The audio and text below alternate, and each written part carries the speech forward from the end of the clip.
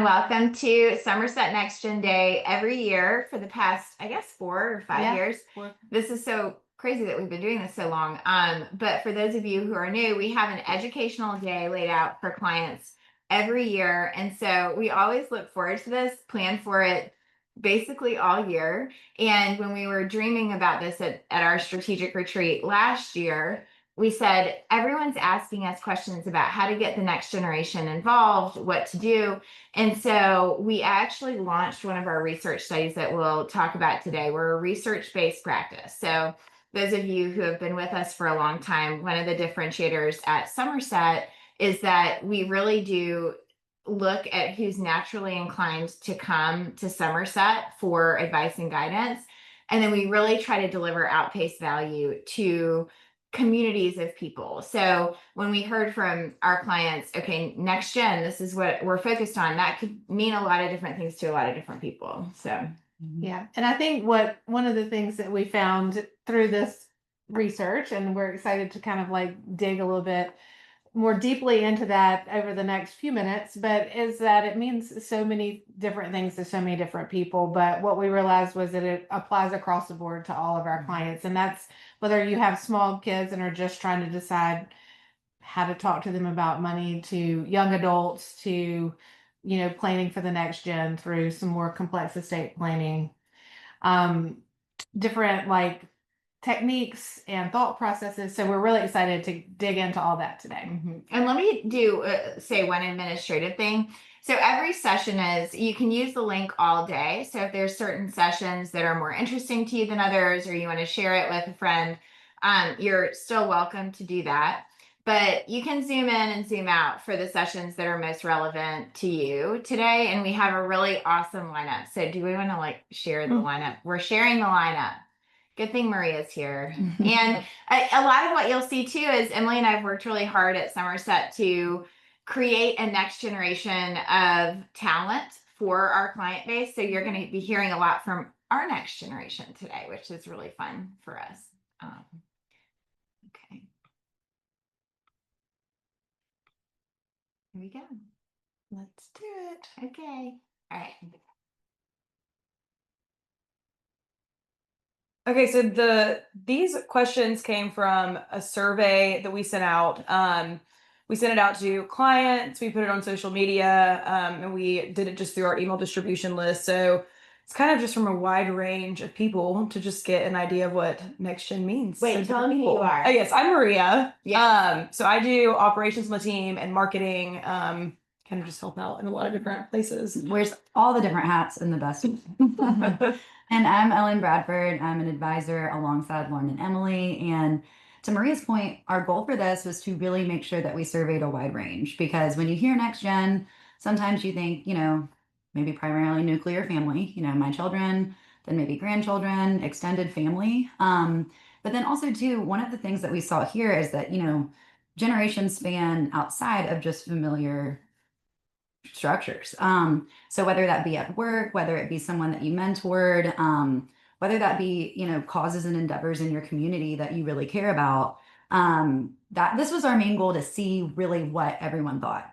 And kind of to our surprise, you'll see here that you have maybe the more common pieces at the top, children and grandchildren, then nieces and nephews and extended family. So again, thinking about that extended next gen that you don't necessarily think about all the time. And then also too, so the mentees are younger professionals. So as some of the younger members of our team, we've seen that on a regular basis. Lauren and Emily pour into us, we are grateful for it. And then also to the charitable causes, which if you are laying the foundation there, it's just something that the next generation will carry on for those endeavors that you support. So truly, I would say it's a good mix.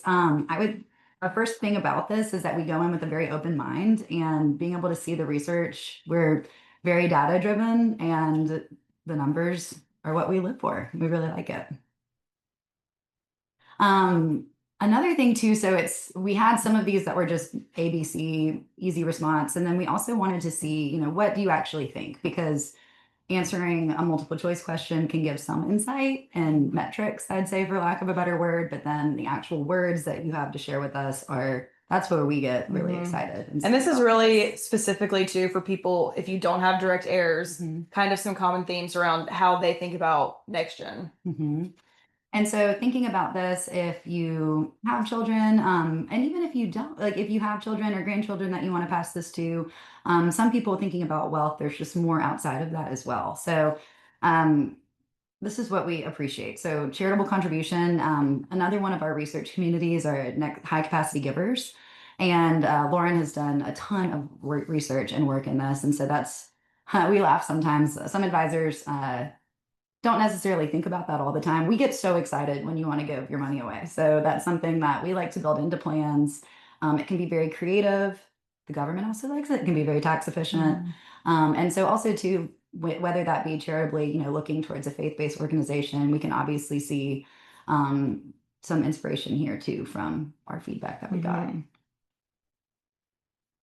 And next piece is, so obviously, just depending on your life experiences, what assets, what your net worth looks like, what financial topics do you believe to be most important for the next gen to understand? And I think one big piece of it is if you're thinking about next gen being maybe those who are still in school, maybe not in their professional careers yet, this was the highest, so almost 90% of participants or who took the survey said financial independence and career planning. So that is, again, not a huge surprise to us, but as you're starting out, I love school. I love school so much, but you don't learn a lot of these things at school. And so whether you get that from your parents or someone in your family, whether you get it from a mentor at work, whether you get it from the internet, there's a wide range to get these pieces of advice and just overall awareness. And so I would say that's not unsurprisingly the biggest piece is that financial independence and career planning as you start into the world. The next piece are investing fundamentals, just really understanding how the market works, the power of compounding and starting early. I would say that's the coolest part about showing sometimes someone who's 22 and starting out, and we say, hey, like if you contribute to your 401k starting now, like this is what it could look like when you're in your 60s. That power of growth and understanding that year over year what the market can give you, even if there are rocky patches, just understanding that investing disposition can be a little scary for the first time. The third highest is managing inherited wealth, which one of our favorite things to do here at Somerset is work with multiple generations. So we have the utmost privilege of working with G1s through G3s. So that's generations, multiple generations. And this can mean, that was another reason we didn't want to isolate next gen just to mean those who are age-based younger, because it can mean that you are maybe learning about a new portion of wealth or a new level of wealth if you are even later in life as you look to inherit, whether that be a company, whether that be assets. It can look at wealth can take a lot of different forms. And so I would say we were not necessarily surprised by this feedback here. Yeah. And we love having family conversations. We'll kind of talk about that a little bit more in the clarity session later on. Just how to have those conversations and starting them earlier. It's something that we really do like to want to make sure that that we're here for that. To Maria's point, facilitating these conversations is something that sometimes the hardest part is taking that first step. And we really love and are privileged to walk alongside you as you do this. We also, through all of these slides, we do have a Q&A. It should be at the bottom of your screen. We would love to hear your feedback just on these and kind of what your thoughts are on these. If you have any other feedback on what you believe are most important, if you really resonate with one of these, we would love to hear that on the Q&A. Yes, fully interactive. We're Yeah. good. Yeah. And so this was another piece that was a little bit, the first piece that we just looked at, that was multiple choice. So this was, in your own words, what does this mean to you? And so whether this be personal experience, whether it be what you've seen your peers and friends and other family members experience, but some common themes. So lack of financial literacy. So I think this comes back to the fact of maybe there isn't a formal teaching of this in a lot of ways. And so with this in mind, we want to make sure that you have almost the basics. You understand terminology. We are an incredibly guilty industry of having way too many acronyms and way too much jargon. And I think that can be a big barrier to being able to ask questions, and you may actually understand something far more than you think. There's someone just throwing around lots of strings of numbers and letters that don't necessarily make as much sense. Another piece are behavioral challenges. So it's a lot, so much of money is based in psychology, and everyone's experience with it thus far in their life. And so that's one thing, especially when it comes to investing in market behavior. How we respond as humans is incredibly personal, and something that we like to educate on too. Yeah, and I think the generational wealth and responsibility and the misplaced values, that kind of goes back to the inherited wealth section, and just thinking about how to have those conversations early on, what values G1 might have that G2 doesn't have, and kind of finding just a common place in that. Yes, and as Maria has touched on too, our clarities process really has a lot of technical elements. So something like cash flow is we're going to look at numbers, and it will be very, I would say, less emotional, less less soft. And so then we also have other sides like the listening activities, and then really stewardship of understanding, what's been allotted to you on earth, and, how this will play out over time. So just understanding values, a lot of these things you feel inside, and it can be maybe not something that you think about voicing or actually verbalizing. So that's something that we're here for too, to make sure that you have a good grasp, and everyone who you consider the next gen understands that as well. And this was another piece that was not surprising at all to us. Yeah. We've dipped our toe into social media over the years, and have received, I know Lauren has had a huge surge in that a few years ago on TikTok. But social media is the number one place where people get answers to their questions related to money. I kind of love this because it becomes less taboo. I feel like the more that you see it in everyday life, it feels a little bit more approachable and not so intimidating. But on the flip side, everything that you read on the internet or hear on the internet may not necessarily be true or applicable to you. So I think understanding that this is a great gateway, but also understanding that maybe we need to clarify exactly, what you heard, make sure the facts are correct, and really see if it applies to you. And I think it's so interesting that major news publications is at 0%. Right. I mean, that's wild. Right. It really does show just the changing of trends and kind of where we're heading. It's really like uncharted territory. Truly. I mean, it is, I would say, a flip from 30 years ago, 20, 30 years ago. It is a major flip. Yeah. And then, not unsurprisingly, family members are there, which is, I was really glad to see this number high.